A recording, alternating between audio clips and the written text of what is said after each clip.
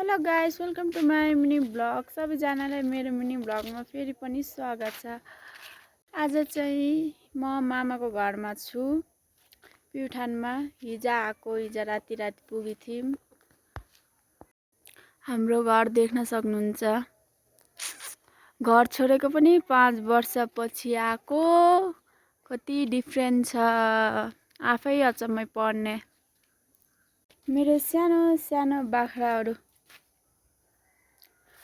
झन् धेरै बाख्राहरू थिए, बेचेर 4वटा छन्। अब छुनु कति सानो थियो म जाने बेला, अहिले यति ठुलो भएछन्। मेरो बहिनी स्कुलबाट आई। खै यता हेर त नानु, कासो लागेछ जाडोले। जो नास्ताहरू खाऊ। म चाहिँ मेरो तलको बारीतिर जाँदैछु। अब धेरै भयो नगएको बरै। अब हेरौँ बारीतिर माइजूले के गर्नुभएछ भनेर। मेरो माइजूले गरेको खेती।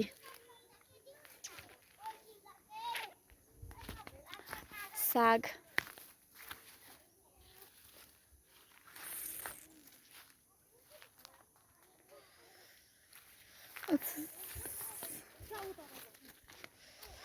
यहाँ लसुन लाउनु भएछ, लसुन अनि हल्दी पनि लानु भएछ, लसुन र हल्दी।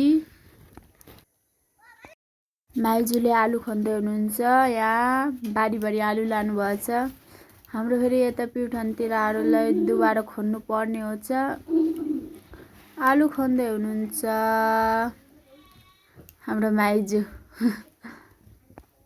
अब चाहिँ आगो फुक्नको लागि म दाउरा लिन जाँदैछु। माइजू तल आलु खन्दै हुनुहुन्छ, त्यही भएर आज खाना पकाउने मेरो काम भयो। अब चाहिँ आगो फुक्नको लागि म दाउरा लिएर जाँदैछु। हाम्रो घर अब आगो फुक्ने हो।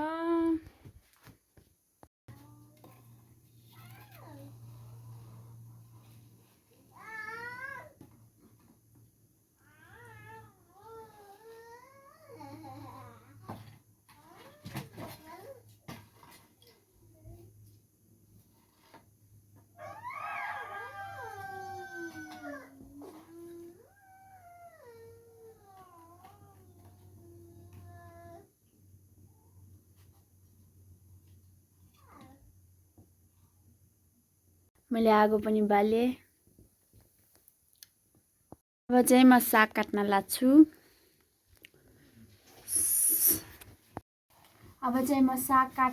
यहाँ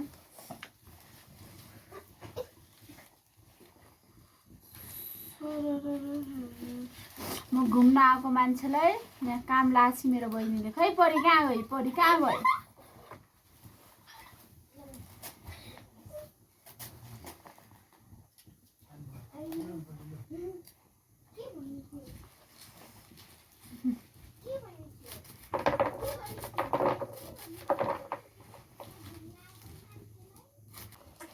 हेलो गाइस भन। अब चाहिँ म यहाँ साग बनाउन लाग्छु।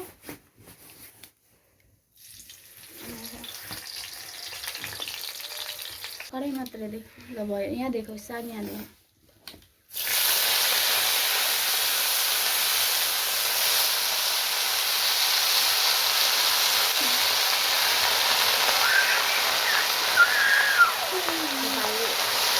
साग पाकेर पनि रेडी भइसकेछ। सागले पानी धेरै नै छोडेछ। भात पनि बसालिसकेको छु। अब भात पनि पाकिसक्न लागेको छ। यहाँ हामी सबैजना बसेर आगो ताप्दै खाना बनाउँदैछौँ। खाना चाहिँ मैले बनाएको आज। हामी खाना खाएर पनि सुत्न लागिसकेछौँ। अब हजुरहरूसँग नेक्स्ट ब्लगमा भेट्नेछु। सबैजनाले भिडियोलाई लास्टसम्म हेरिदिनु होला। लाइक, कमेन्ट, सेयर, सब्सक्राइब गरिदिनु होला।